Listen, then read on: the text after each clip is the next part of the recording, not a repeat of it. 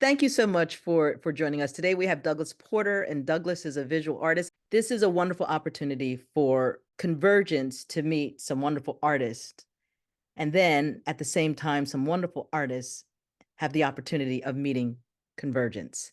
Why don't we just get started in a quick word of prayer, and then Doug, I'm going to ask you to introduce yourself. Father, we thank you so much for this time, and we just ask that you would be in this conversation.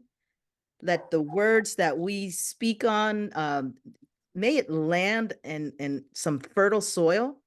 And I also pray that lives would be impacted by this conversation this evening. I just thank you for this opportunity. I thank you for Douglas's willingness to participate in Artscape to Heartscape, and we thank you for this time. In the name of your son Jesus, we pray. Amen.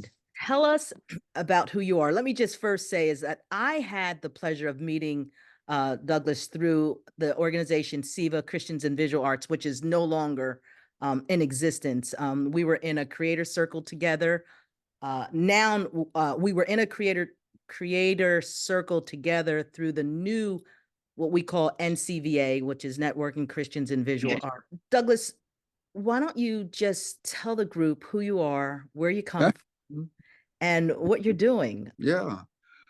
I'm up in Canada, up in Ontario, about an hour and a half north of Toronto in a small town called Orillia. We've been here 10 years because my wife got a job as a pastor in a church, and we've been here for 10 years now. I've always been interested in visual stuff growing up and became a Christian, when I was 10 years old at a camp meeting, one of those things way back when. Yeah, but I've always been involved in visual stuff. I worked in the theater for a while, and it was a Christian theater company. I worked as a graphic artist as a way to make money, to have a career. I worked for companies, I freelanced, that kind of thing. But all along the side, I always wanted to do something more than working for somebody else and doing their kind of thing. So I always took drawing lessons and painting lessons, and I got involved with video for quite a while. Made video art all along. This has something to do with my faith. It's just not, I'd feel like making art or like it's self-expression or that kind of thing. No, it's always like try to share what I know of the gospel, and that I hope has been informing what I do. Video art I made it would show in secular situations at festivals and that kind of thing, or an art gallery. So I did that for quite a while. So I had done some painting and I gave it up because we had kids and there was no time to paint. So then I did some video, and I've been painting since I retired. My wife went off to seminary and I went with her, and I had some more time, and I sort of got tired of doing video art. It's sort of like I'm sitting in my room doing by myself and that kind of thing, and then make it and then send it off to a festival somewhere, and nothing to do with people around me, my friends or church or congregation or anything like that. I wind up being sort of in this place of questions always come up, like what's Christian art and what's a secular art and what's the difference, and can non-Christians make Christian art, art with Christian themes but they don't necessarily believe, or what happens when a Christian makes secular art? How does that work? That's the kind of thing that I've been working at and trying to figure out. And I've made paintings that wind up being used. They stay in the sanctuary or in the fellowship hall, or they're part of the service. Douglas, let me ask you a question. When did you realize that your artwork, like there was this merger between your faith and your artwork? Like when did you realize that? Because you were interested at a young age. What ended up drawing you to that particular space where you realized there's these two things here, and I want to use my art to speak into, because when I look at your work, it's very, very deep. I feel it's like it's more organic than that. There was a period, I guess you call in the 90s, mid 80s into the 90s, that's when a lot of talk is about postmodernism, right? There's a lot of writers out there, philosophers. It gets moved into art circles and art aesthetics and all that kind of thing. And I just got pretty immersed in that and was reading. And so it's cultural concerns. How do people understand? How do they take meaning? How do societies fit together? That kind of thing. I just did a lot of reading in that area. That's when I did a lot of the video work, addressed some of those questions, hopefully.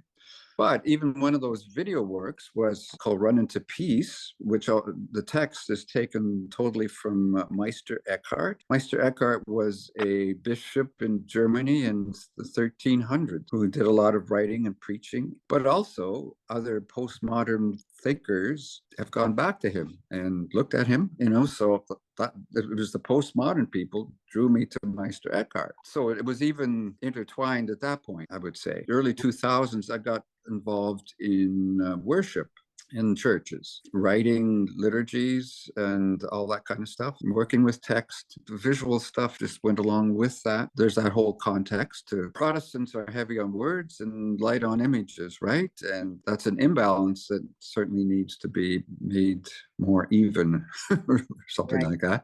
I don't know. I've just mostly followed my nose. 2016, there's a thing called Institute for Christian Studies that's in Toronto. It's funded by the Christian Reformed Church. And they have this program where you could take a course to go to Italy for 3 weeks, go to Rome, go to Florence. That introduced me to something called emblems. I have one of your emblems. I'd like to go ahead and tell us what an emblem is. Emblems were something that were popular in the 15th, 16th, 17th century. This is after the invention of the printing press. In a way, it's a simple form. We have an image at the top, like a headline. It's also called a motto. And then below that is a text. The idea was that if for someone looking at this, it wasn't that you would look at like all three of these things would all be trying to say the same message. No, they would come from different sources. They would seem to have different focus, but the intention of the person putting it together is that there's like tangential connections. The idea is just to stir the imagination, for people to make associations that they don't usually make. An image, a slogan or a motto, and then an extended text. In the 16th, 17th century, these could be religious, they could be philosophical, they could be jokes, okay? They could be political, they could be anything. And so these would go on a page, and you collect them together. Like there'd be an edition and there'd be 200 pages of these, and they'd be on the coffee table, and you just pull one out and say, oh, I haven't looked at this one yet. And you go, okay, here's these three things. In my mind or my imagination, how do they fit together? So it's a playful thing. I swear, this is what marketing and advertisers do.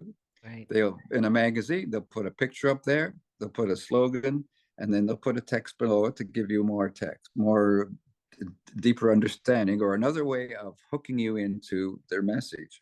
Yeah, it's classic. So I just did a bunch of these for a while, print them out at 18 by 24 inches, and they can go on the wall or bigger, whatever you want. Tell us about this one. Okay, What was going on in the mind of Douglas Porter? Oh, okay. Well, that's the poem I wrote, the bottom part underneath.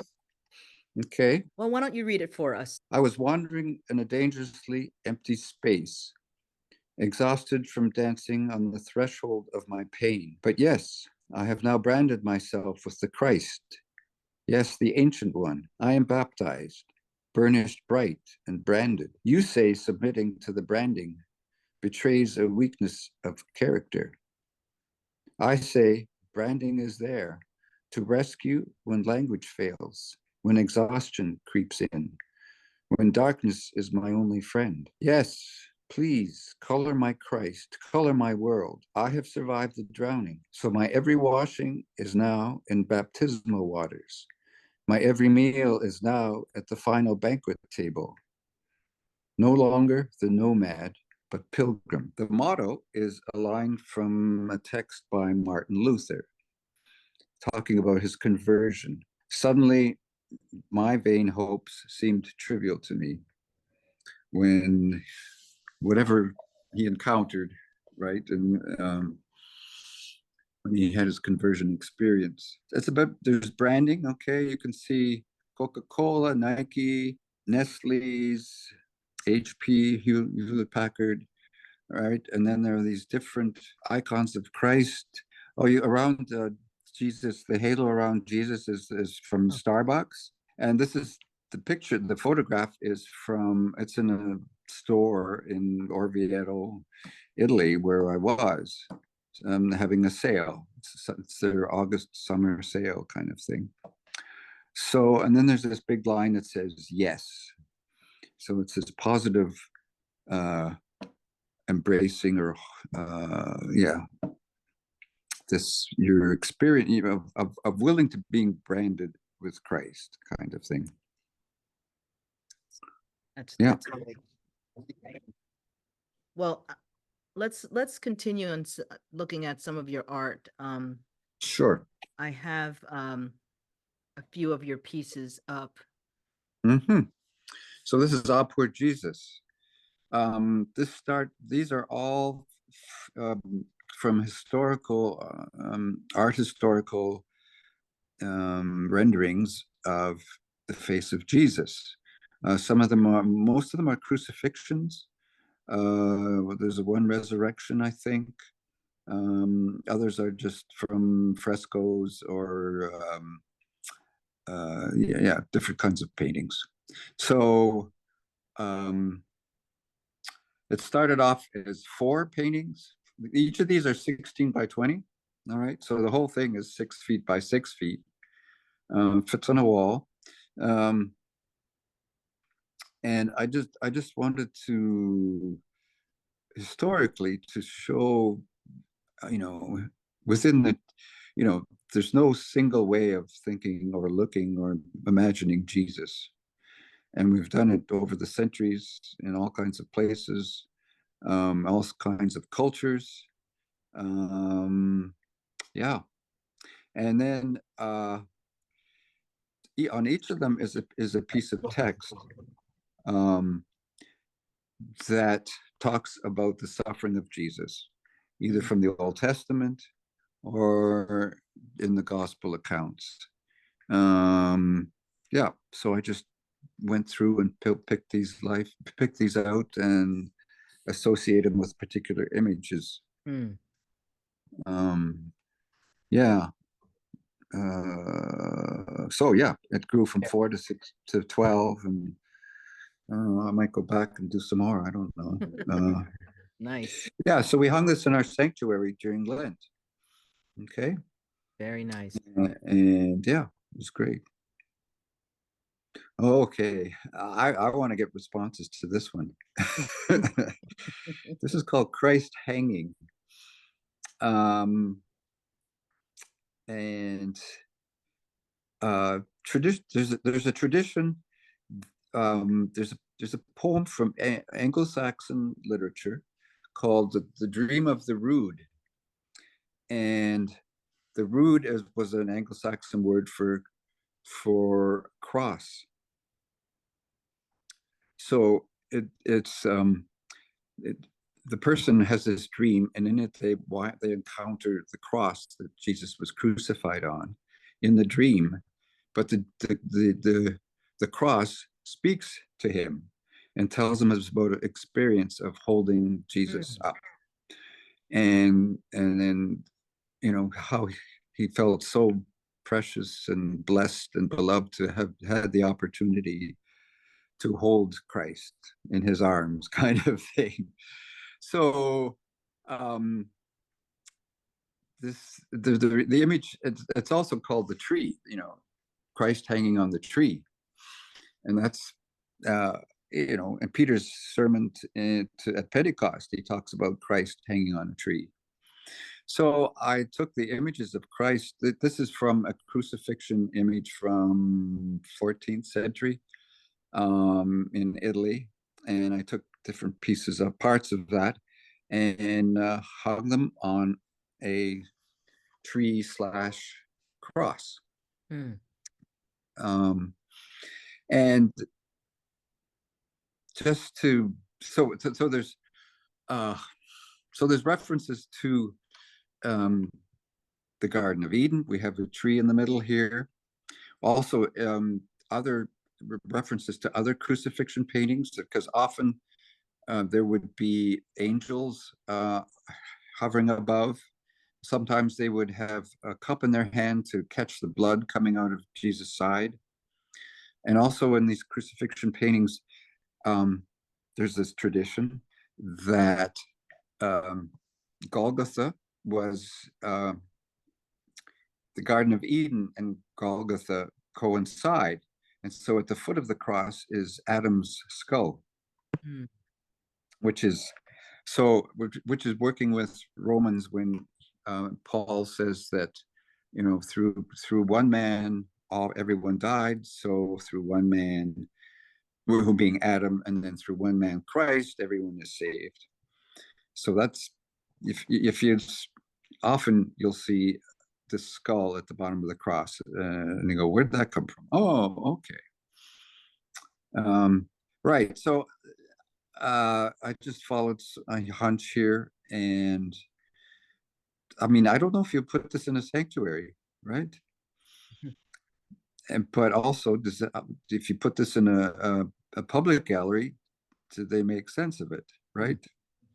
So this is sort of the tension I'm working with and trying to figure out. Wow. Yeah.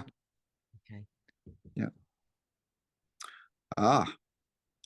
This is Christ and, or I think it's just called entanglement. Oh, it is. It's just called entanglement. There's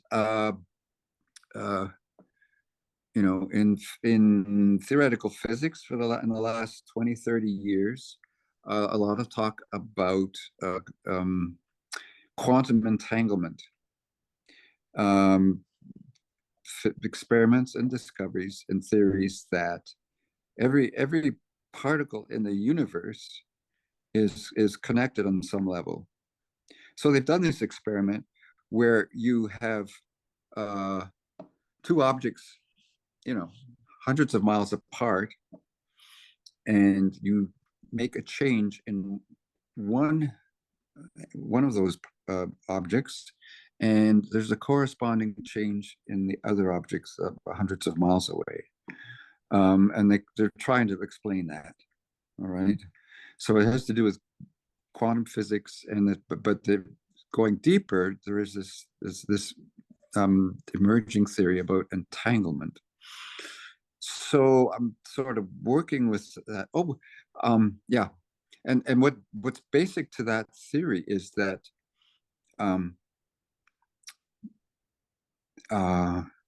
all entities in the universe, their essence, their being is only in their relationship to other beings or objects. That's who you are, is your relationship to others, which is a pretty good gospel story, pretty good gospel message, right? Yes. So here we have a monarch butterfly, part of creation, and then we have this Christ figure, and the visual characteristics of the butterfly are tied and entangled into the image of Christ. All right, so the butterfly and Christ and creation, they're all tied together, and can't be separated. Right. Yeah. Really So yeah, creation's a good thing, right? Yeah. Oh my goodness.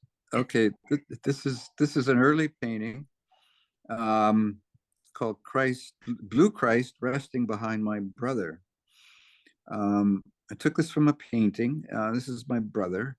He grew up in the same Christian family I did, but later on had a lot of questions and became interested in the Jewish faith. And yeah, so I have a real interest and fascination with the traditional icons. So if a number of paintings, yeah, there'll be a Christ figure. There'll be a Christ head of some kind. So there's blue Christ resting behind my brother. As much to say as whatever kinds of struggles that my brother has or questions, and just like all of us really, that Christ is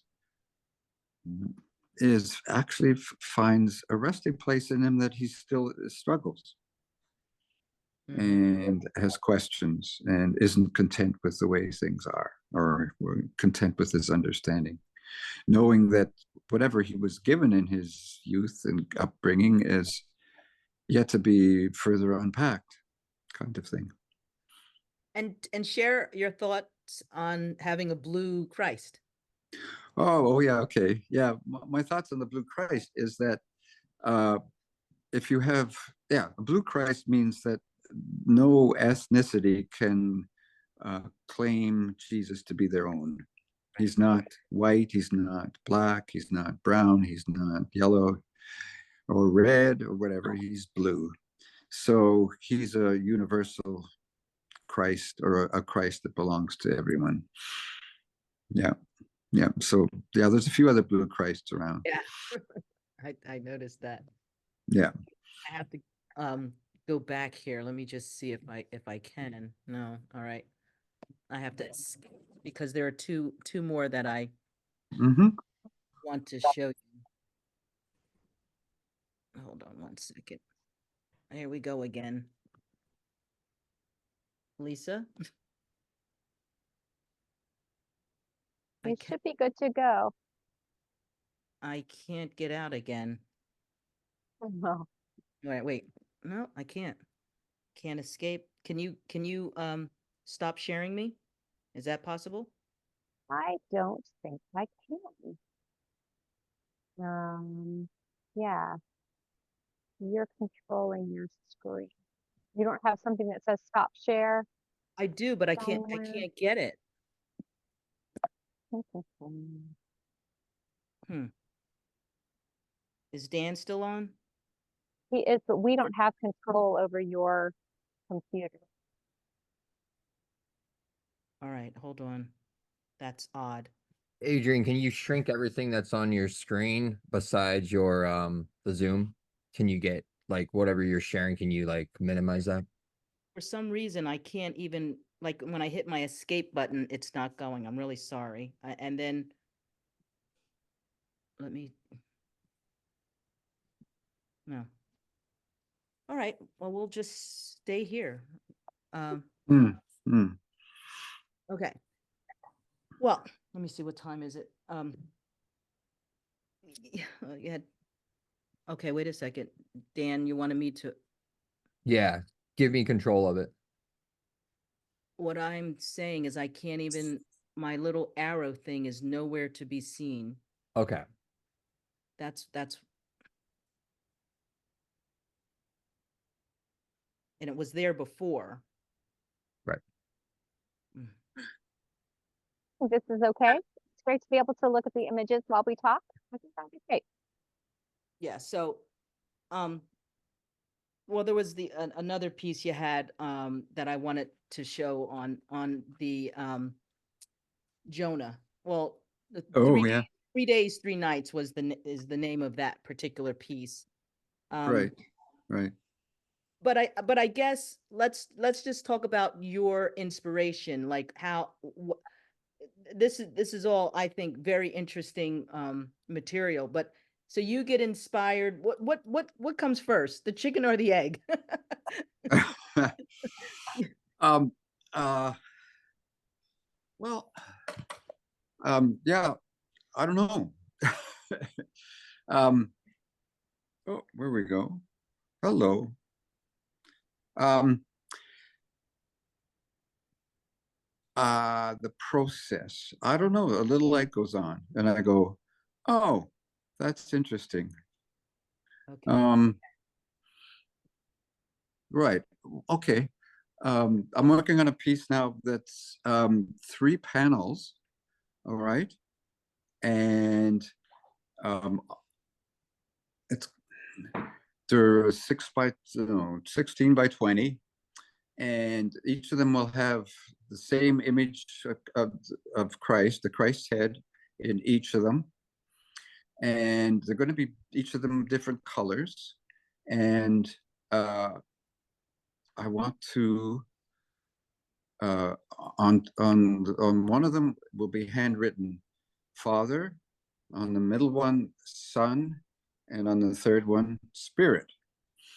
So this is of course talking about Trinity, or invoking the ideas of Trinity, but there is just image of Jesus.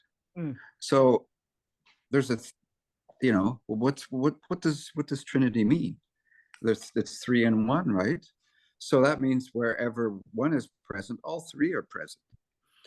So we have Father present in Son, and Son present in Son, and Spirit present in Son. So that, I thought, like, I don't know where that came from. And people yeah, like I in the art making, maybe this is part of the thing about Christian art versus secular art, that kind of thing. I mean, I'm trying to make art that asks questions rather than gives answers. All right. I like to juxtapose things, put them beside each other, things that you don't necessarily or normally see together. Right. And as soon as you see those, you go, okay, what's the connection? Is there a connection? And then you have to explore and imagine and think about that. And it's not random, the pieces that I would put together. I'm presuming there's some kind of, and I have in my mind some kind of connection. But it's hopefully bring people to some kinds of questioning, to stir their imagination, to say, and for them.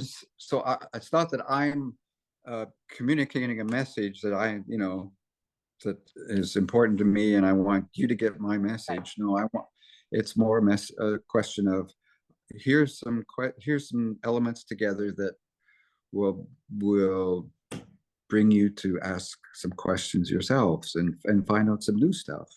Yeah. So when do you when do you find that your piece is finished, or are you finding that you still, like, some of your older, I was looking at some of your old video clips. Okay. And I found them to be like, oh, okay. And this was like in 2000, maybe 2006, but they were very powerful today. So, like, when you're doing some of these pieces, you're trying to get us to ask some questions. Yeah. When is the piece finished for you? The piece is, that's the tension is figuring out that not wanting to resolve the image, right? Because there's an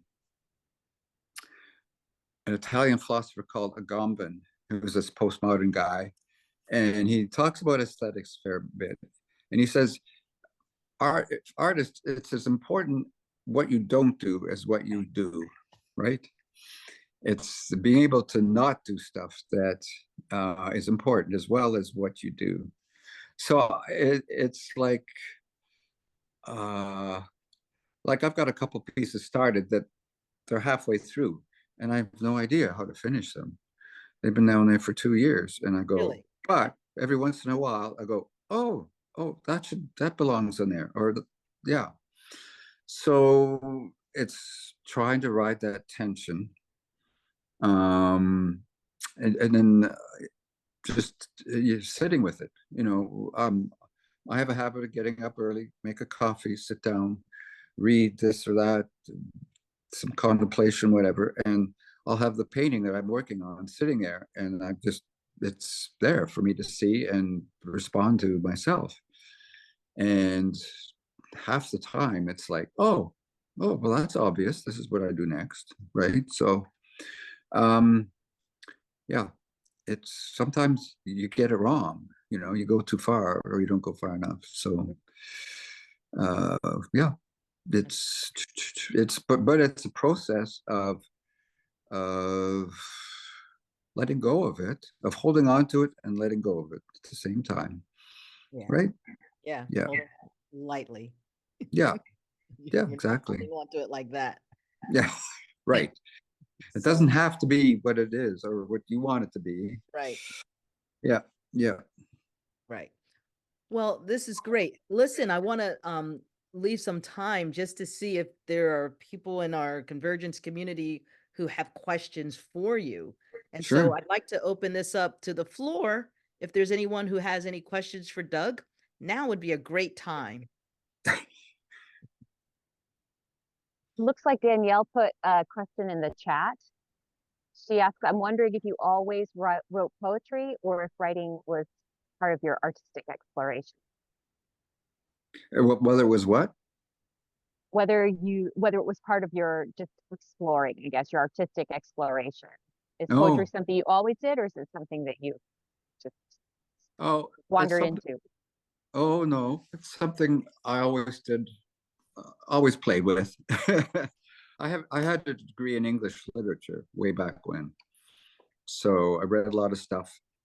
Um, uh, yeah, yeah. It's because what's going on in all of my pieces, like, is there's text and image. All right, there's and they play off against each other. So, which is like making posters of text and image. All of my videos have text and image. The emblems are all text and image. I put text on my paintings, right? So that just to me adds an extra dimension of play and room for um, sparking little things to happen. That's nice. So Danielle is also asking, what was the Italian philosopher in aesthetics? Okay, it was Giorgio Agamben, A-G E-M-B-E-N, Agamben, no, A-G-A-M-B-E-N, Giorgio. He's still alive and kicking. Yep. Yeah. He's anyway, it's quite interesting. And Danielle also mentioned that she loved the poem. Oh, okay. Okay. Great. Is there someone else who has a question for Doug? I'd like, can I get responses to that Christ hanging painting if people would say Yes. something? Yes, I'm Can you? afraid to go back and share my screen. I don't know how I got out of it if someone let me out. But let's get that one back up. And then I'll see. Lisa, if I don't get back, let's see. Okay. Wait a There we minute. go.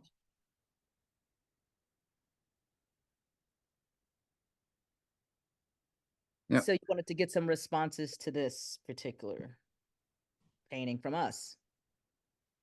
So did you have a particular question that you wanted to ask us? No, Or no. just what are our thoughts about it? Yeah. What does it make you think of, or yeah, or what do you think's going on in it? Someone want to take a stab at this, because I can't really see everyone. So you just start talking and we'll. I'll jump in. Great. I really um I really love it. At first, I think my eyes wanted it to be like an actual tree with the, immediately went there because I think as a um as a pastor of Creative Church where we do, I immediately thought, oh, this would be so interesting to do, to replicate Easter, to be able to hang actual pictures on a tree outside, as opposed to, you know, a lot of churches put the, you know, the cross and it's draped Mhm, and then it has mhm. the fake flowers on it and that, but this is so much more to me visceral. And like you said, I mean, juxtaposition is my favorite word. I love that. And I feel like this is kind of what's happening.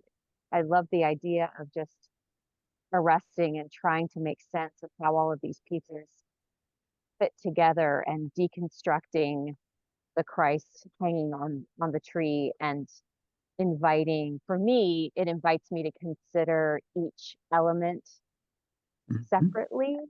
And mhm. then my mind is trying to put it back together as well. And then the life of the tree and all of the green and the foliage behind it is also another kind of juxtaposition. So yeah, it's very evocative for me, and I have to think about it more to kind of understand why, but it is very evocative to me, and it makes me, as a performance person, I want to like bring it to you know, 3D life.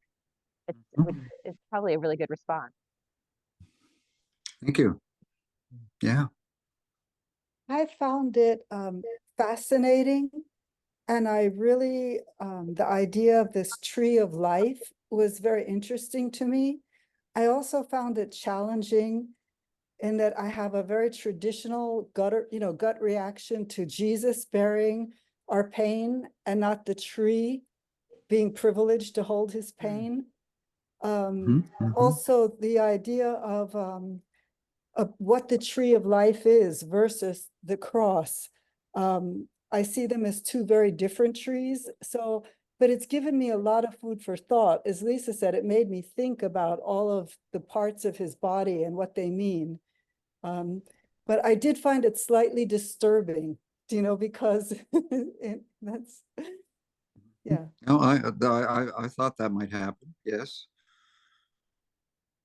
Sharing, and I think if I saw it in a gallery or in a church, having like little short paragraphs about the tree of life, like the things you explained, you know, the Mhm. verse about Adam, you know, the last Adam, even it's poetic about this poem, about this tree, the cross, you know, because it is a kind of beautiful image.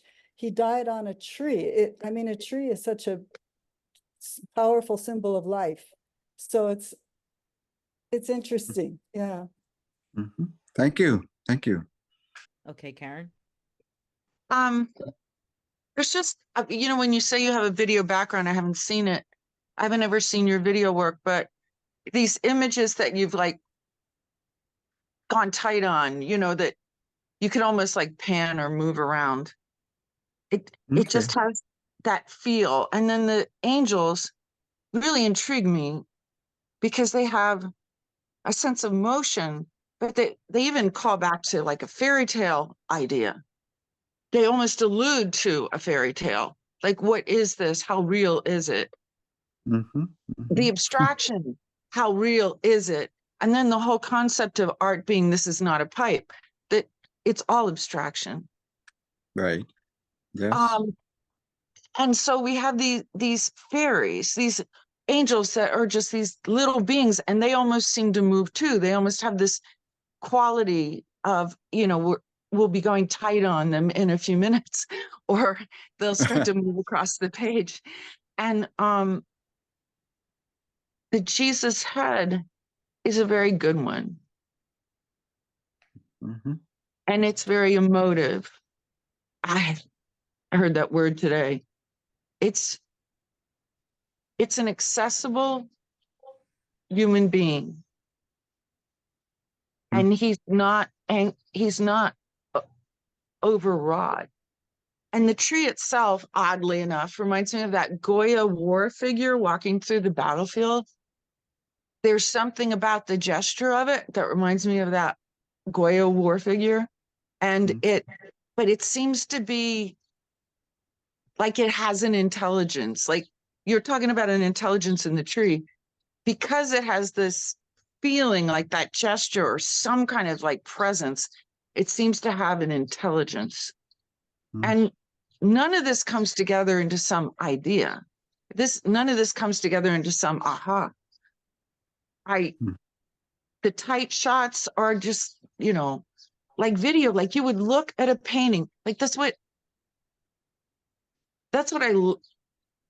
when you look at a painting, you go in tight, you look at the hands, you go in tight, you look at the feet. You've done that for us, but you don't give us his corpse. You don't give us his whole body. There's the tree instead, which has like a hip.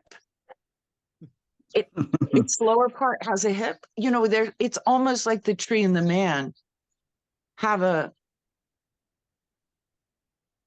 an overlay of sorts. And if you're calling it the tree of life, and I think it's amusing, though, you know, harshly amusing, that this cross or this tree was the tree of life. It is the tree that brought life back to earth, that Jesus had to hang on it for life to be brought back to earth.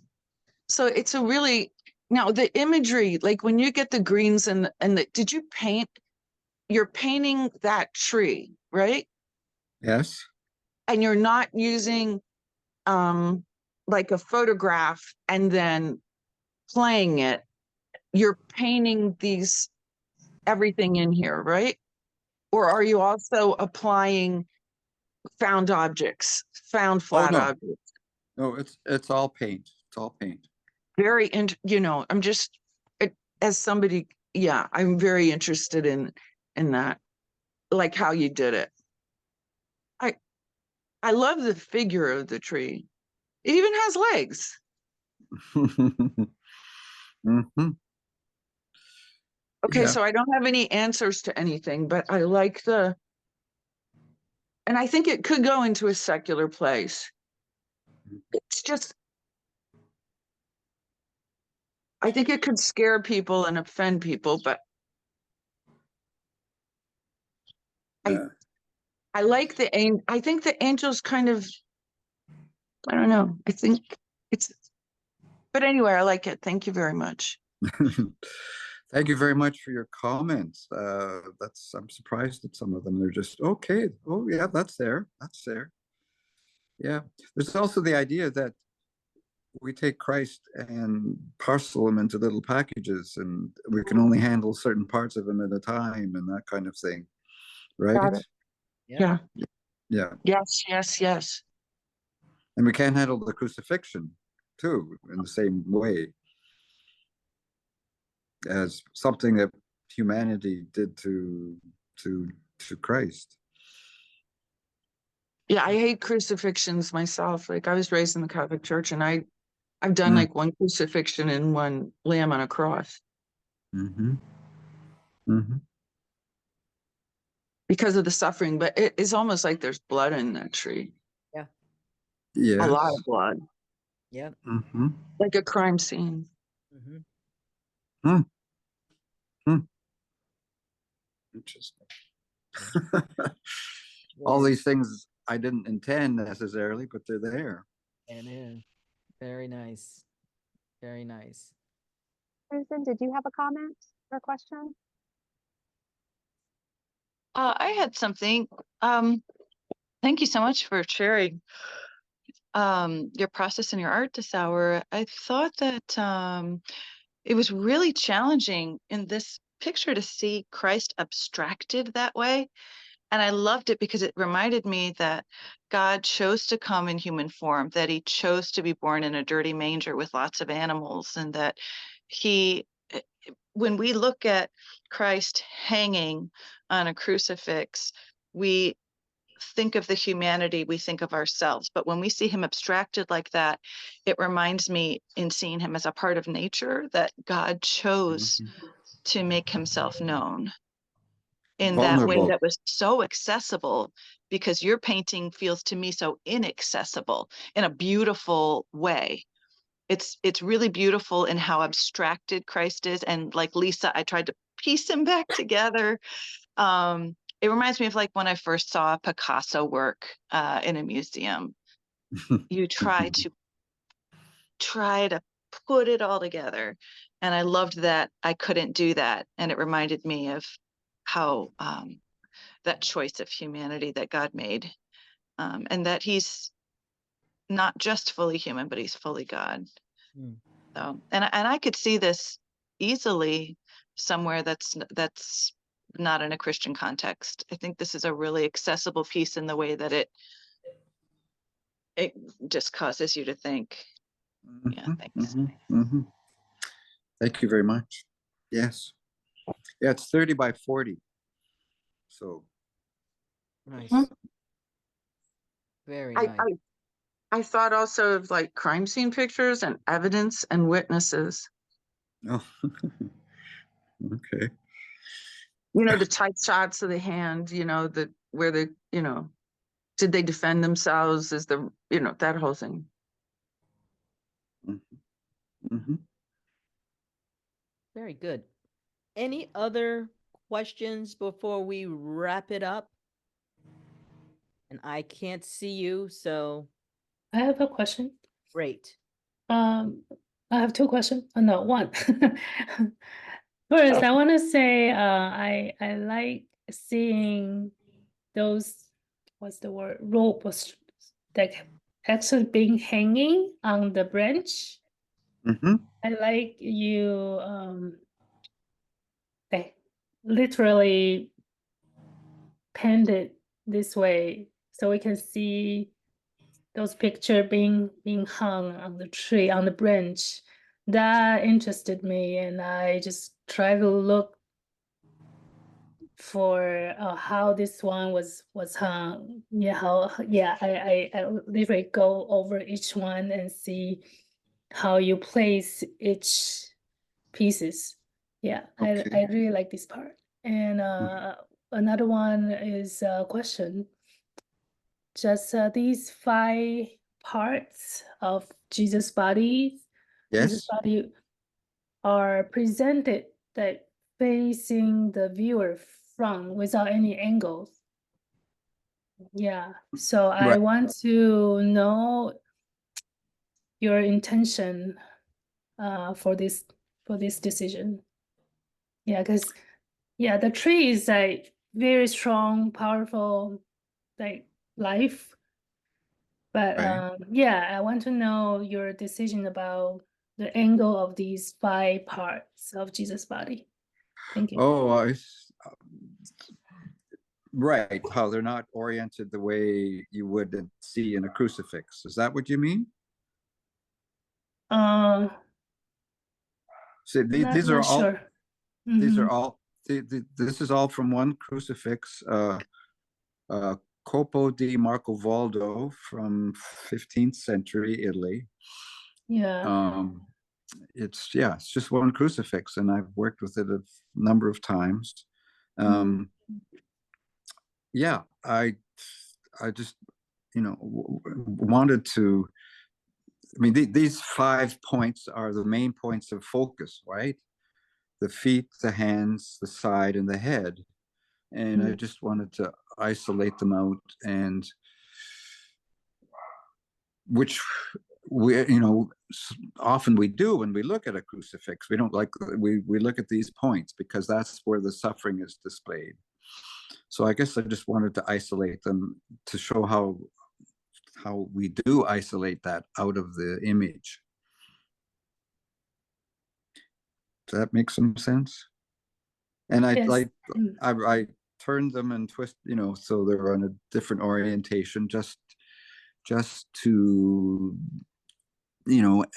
exaggerate their separation from the other parts of the body. Thank you so much for your time. Oh This no, this was, is great. I well, enjoyed this. it really was great. Your work, like I said before, I've always been intrigued by your work. So, and that's what it's, that's what you're staying true to your calling. Okay. You intrigue us, and so that's great. Thank you Okay. so much for your time, and I look forward to our paths crossing again. And Yes. Convergence, thank you for coming and participating, and God bless you all.